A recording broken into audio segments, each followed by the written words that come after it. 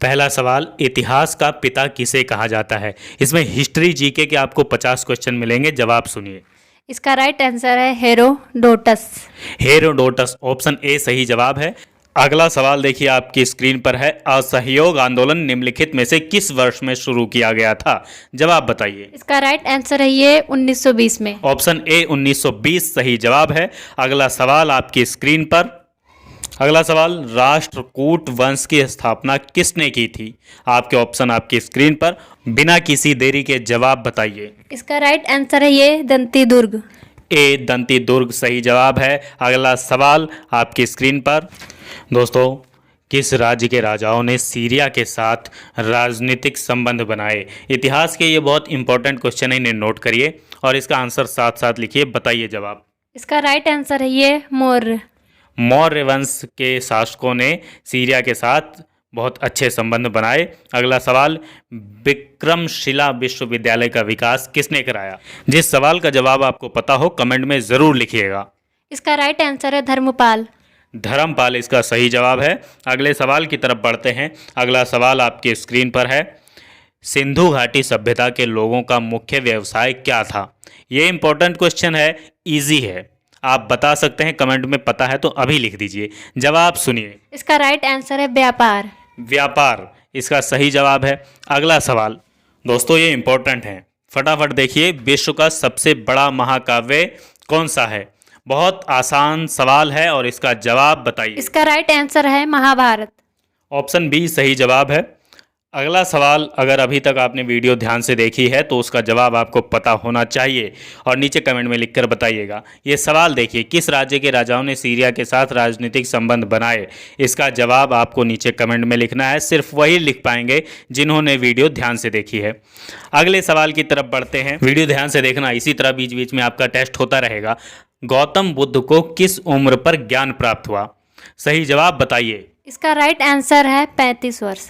Option B सही जवाब है, 35 वर्ष। 35 वर्ष में गौतम बुद्ध को ज्ञान प्राप्त हुआ। आपको ये पता होना चाहिए, अक्सर एग्जाम में पूछा जाता है। अगला सवाल, वेदों की संख्या कितनी है? ये बहुत इजी क्वेश्चन है, फटाफट कमेंट में लिख दीजिए और इसका सही जवाब सुनिए। इसका राइट आंसर है 4। 4 वेदों की संख्या है, ये आपको पता है। बहुत आसान सवाल और बहुत आसान जवाब। 1857 ईस्वी के विद्रोह का आरंभ कहाँ से हुआ? ये भी बहुत इंपॉर्टेंट क्वेश्चन है, इसका जवाब तो आप सबको पता होना चाहिए, पढ़ते हो या ना पढ़ते हो। इसका राइट आंसर है मेरठ। मेरठ आपकी स्क्रीन पर लिखा हुआ उत्तर और यही सही जवाब है। अगला सवाल, गांधी जी भारतीय राष्ट्रीय कांग्रेस के अध्यक्ष कितनी बार बने? ये इंपॉर्टेंट क्वेश्चन ये भी है, सारे इंपॉर्टेंट क्वेश्चन हमने कलेक्ट किए हैं इसमें। जवाब सुनिए। इसका राइट आंसर है 1 बार। 1 बार इसका सही जवाब। सही जवाब सुनने के बाद अगला सवाल आप देखिए आपकी स्क्रीन पर है, भारत छोड़ो आंदोलन कब प्रारंभ हुआ?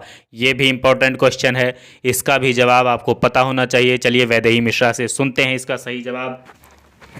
इसका राइट आंसर है 9 अगस्त 1942 में। 9 अगस्त 1942 सही जवाब हो गया। अगला सवाल भी आंदोलन से जुड़ा हुआ, असहयोग आंदोलन की शुरुआत महात्मा गांधी ने कब की थी?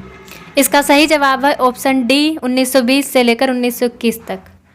असहयोग आंदोलन की शुरुआत 1920 से 1921, तो 1920 से 21 तक असहयोग आंदोलन रहा। और उसके बाद अगला सवाल, महात्मा गांधी का जन्म दिवस कब मनाया जाता है? बहुत आसान सवाल है, इसका जवाब फटाफट कमेंट में लिखिए। चलिए फिलहाल जानते हैं वैदेही मिश्रा से। इसका राइट आंसर है ये 2 अक्टूबर। 2 अक्टूबर को महात्मा गांधी का जन्म दिवस मनाया जाता है। ये सवाल तो बच्चों को भी पता है लेकिन ये इंपॉर्टेंट है। अगला सवाल, महात्मा गांधी ने साबरमती आश्रम की स्थापना कहाँ की थी? इसका राइट आंसर अहमदाबाद। अहमदाबाद में साबरमती आश्रम की स्थापना महात्मा गांधी ने की, ये आपको पता होगा। बहुत इजी क्वेश्चन है। अगला सवाल फटाफट देखते हैं। अगला सवाल, भारतीय राष्ट्रीय आंदोलन के 1885 से 1905 की अवधि को क्या कहा जाता है? ये इंपॉर्टेंट क्वेश्चन है, ध्यान रखिएगा, नोट कर लीजिएगा, बहुत इंपॉर्टेंट। इसका राइट आंसर है उदारवादी चरण। उदारवादी चरण इस टाइम पीरियड को बोला जाता है। अगला सवाल देखिए, ये इंपॉर्टेंट क्वेश्चन है, भारतीय राष्ट्रीय कांग्रेस की पहली बैठक किस शहर में हुई? आपको हिंट दे दें, महानगर में हुई है, लेकिन आपके पास 2 ऑप्शन है, बताइए सही जवाब। इसका राइट आंसर है बी, बम्बई में। बम्बई में। बम्बई एक महानगर है, आपको पता होना चाहिए। चलिए अगले सवाल की तरफ चलते हैं और अगला सवाल आपकी स्क्रीन पर। चुने गए पहले भारतीय का नाम क्या रहा? इसका राइट आंसर है सत्येंद्र नाथ टैगोर। सत्येंद्र नाथ टैगोर पहले आईएएस अधिकारी बने भारत के। ये सही जवाब है। अगला सवाल आपकी स्क्रीन पर फटाफट देखिए। भारतीय संघ यानी इंडियन एसोसिएशन के संस्थापक कौन थे? ऑप्शन आपकी स्क्रीन पर है। सही जवाब अभी वैदेही मिश्रा आपको बता रही हैं। आपको पता है तो कमेंट में लिख दीजिए। इसका राइट आंसर है सुरेंद्र नाथ बनर्जी। सुरेंद्र नाथ बनर्जी ने भारतीय संघ की स्थापना की। ऑडियो की थोड़ी प्रॉब्लम, उसके बाद अगला सवाल देखते हैं। भारतीय राष्ट्रीय कांग्रेस की स्थापना किस वर्ष में की गई? आपको सन बताना है। चलिए बताइए फटाफट बच्चों को। भारतीय राष्ट्रीय कांग्रेस की स्थापना 1885 में की गई है। 1885 सही जवाब। 1885 में भारतीय राष्ट्रीय कांग्रेस की स्थापना की गई। अगला सवाल फटाफट देखिए। भारतीय संगीत का आदि ग्रंथ किस वेद को कहा जाता है? संगीत का वेद कौन सा है? इसका राइट आंसर है सामवेद। ऑप्शन ए सामवेद सही जवाब है। आपको बता दें सामवेद के बाहर कोई भी संगीत नहीं है। चाहे आप कोई भी म्यूजिक सुनते हैं सब इसी में समाहित है। अगला सवाल, पुराणों की संख्या कितनी है? बहुत इजी है, इसका सही जवाब लिखिए। इसका राइट आंसर है 18। ऑप्शन सी इसका सही जवाब है। पुराणों की संख्या 18 है। 18 पुराण है। चलिए अगले सवाल की तरफ चलते हैं। अगला सवाल आपकी स्क्रीन पर है। अगला सवाल है नंद वंश का संस्थापक कौन था? फालतू बात की बात है। इसका राइट आंसर है ये महापद्यनंद। महापद्यनंद इसका सही जवाब है।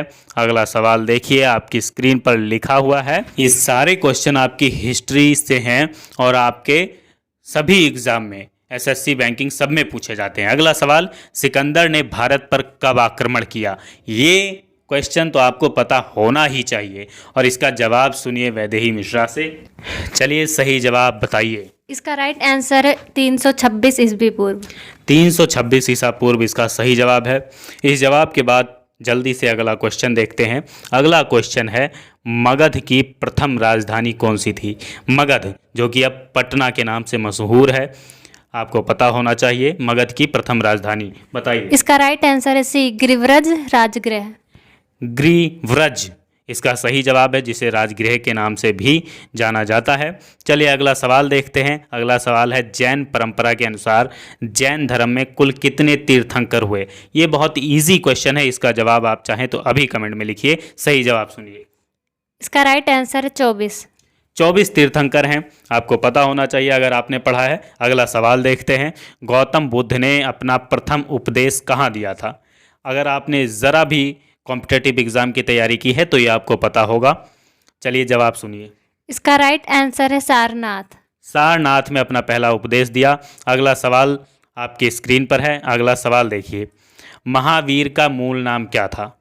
महावीर का मूल नाम आपको बताना है। आपने महावीर के बारे में सुना है, अभी 24 तीर्थंकर उन्हीं में से हैं। चलिए जवाब। इसका राइट आंसर है सी वर्धमान। वर्धमान महावीर का मूल नाम है। चलिए अगला सवाल देखते हैं। सिद्धार्थ यानी बुद्ध को ज्ञान की प्राप्ति कहाँ हुई थी? गौतम बुद्ध को ज्ञान की प्राप्ति कहाँ हुई थी? ये आपका क्वेश्चन है।